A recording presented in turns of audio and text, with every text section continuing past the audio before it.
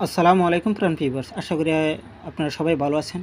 আজ আবারও একটি পুস্তক থেকে একটি কিতাব থেকে আপনাদের মাঝে পেট ব্যথা এবং পুরনো পেট ব্যথা, বহু দিনের পুরনো পেট ব্যথা বিভিন্ন কবিরাজ তান্ত্রিক ডাক্তার খন্ড দেখেও আপনারা চিকিৎসা করার পরও সেটার সমাধান আসতেছে না। আজ আপনারা নিজেরাই এই সমস্যার সমাধান করতে পারবেন। এটি একটি কুফরি কালাম কিতাব থেকে নিয়ে এসেছি এবং যে তদবিরটি সেটা সম্পূর্ণ কুফরি কালাম। এটা কিভাবে কাজ করবেন, আমার কথা হলো কুফরি কালাম হোক আলবা সে কালী সাধনাই হোক, যাই হোক, সেটা যদি সৃষ্টির মঙ্গলের জন্য অথবা মানুষের মঙ্গলের জন্য হয়, আমি সেটাকে ভালো মনে করি।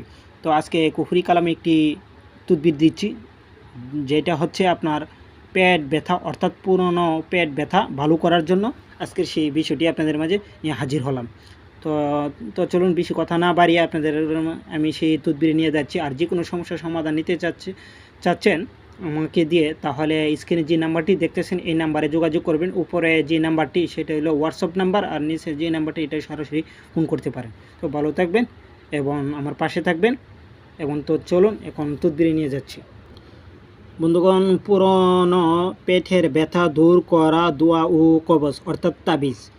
যে তাবিজটি দেখতেছেন 5 বছর, 4 বছর, 6 বছর, 10 বছরের পুরনো পেট ব্যথা, কিছুদিন পরে পরে পেট ব্যথা হয়, 1 মাস, 6 মাস, 3 মাস পরে পরে বিভিন্ন ডাক্তার কবিরাজ দেখানোর পরে সেটা চিরস্থায়ী ভালো হচ্ছে না। আজ সেই বিষয়টি সমাধান দেওয়ার জন্য আমি আপনাদের মাঝে শক্তিশালী একটা বিদ্যা নিয়ে আসলাম। যে কবজটি দেখতেছেন এই কবজের মাধ্যমে, এই কবজের সাহায্যে, এই তাবিজের সাহায্যে, এই তেলেসমাতি নকশার সাহায্যে, আজ এই কুফরি কালামের নকশার সাহায্যে আপনার পুরনো পেট ব্যথা ভালো হয়ে যাবে। তো চলুন আর বেশি কথা না বাড়ে কীভাবে করবেন। পুরনো পেট ব্যথার জন্য যে রোগীর পেটের ব্যথা অনেক ডাক্তার কবিরাজ দেখিয়েছেন কিন্তু পেটের ব্যথা আর যায় না, তাহলে এই দোয়া ও কবজ তাবিজ ব্যবহার করবেন। রোগীকে পাশে শুয়াইয়া দিয়ে পেটের উপর হাত বুলাতে বুলাতে দোয়াটি আপনাকে পাঠ করতে হবে 13 বার। পাঠ করে ফু দিবেন। তারপর রোগীর পেটের উপর সাদা কাগজ রেখে জাফরান কালি দিয়ে নিম্ন কবজটি অঙ্কন করবেন। একই দোয়া 7 বার পাঠ করে কবজটাকে ঢুকিয়ে রোগীর কোমরে বেঁধে দিবেন। এখন একটি কথা, রোগীর পেটের উপরে এই নকশাটা যদি পারেন আঁকতেন আলহামদুলিল্লাহ, না আঁকতে হলেও আপনি ইশারে ইশারে আঁকবেন রোগীর পেটের উপরে, ঠিক আছে?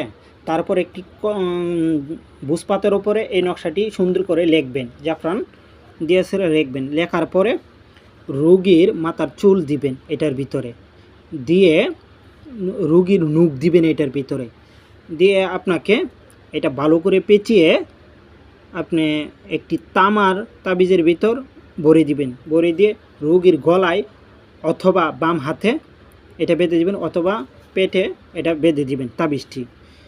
যখন আপনি কাজটি করবেন, বিস্তারিত আবার বলতেছি, রোগীকে শোয়াইবেন, একটা খাটে শোয়াইবেন, পেটের উপর হাত দিবেন, অর্থাৎ যেই ব্যক্তি মন্ত্রটি পড়বে সেই ব্যক্তি হাত বোলাতে থাকবেন, এইভাবে হাত বোলাতে থাকবেন, এইভাবে হাত বোলাতে থাকবেন এবং দোয়াটি 13 বার পাঠ করবেন।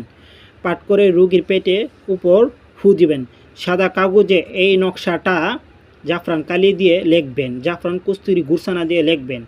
লেখে আপনি আবার এই কবজের উপরে দোয়ারও এই তাবিজের উপরে 7 বার এই যে দোয়াটি বলবো সেই দোয়াটি আপনাকে পরে পাঠ করে ফু দিবেন। ফু দিয়ে তাবিজ তৈরি করে আপনি এটা রোগীকে বেঁধে দিবেন এবং দোয়াটা মন্ত্রটা দেখুন, মন্ত্রটা ভালোভাবে মুখস্থ করে নেবেন, ভালো করে মুখস্থ করে নেবেন। পেট বেমার জানা হোগা দমসে তৈরি হেলান জায়াং সুনাংসে, এটা সম্পূর্ণ মগা মন্ত্র। আপনারা বুঝে শুনে কাজ করবেন, সম্পূর্ণ কুফরি বিদ্যা, তো বুঝে শুনে কাজ করবেন আপনারা নিজেই থেকে, কিন্তু কাজ হবে 100%, এটা একটা বুঝিয়ে নিন। তো বুঝতে কোনো সমস্যা হলে আমার স্ক্রিনে দেওয়া নাম্বার আছে, নাম্বারে যোগাযোগ করবেন। ইনশাল্লাহ আমি আপনাদেরকে সাহায্য করার জন্য চেষ্টা করব। ভালো থাকবেন। আসসালামু আলাইকুম।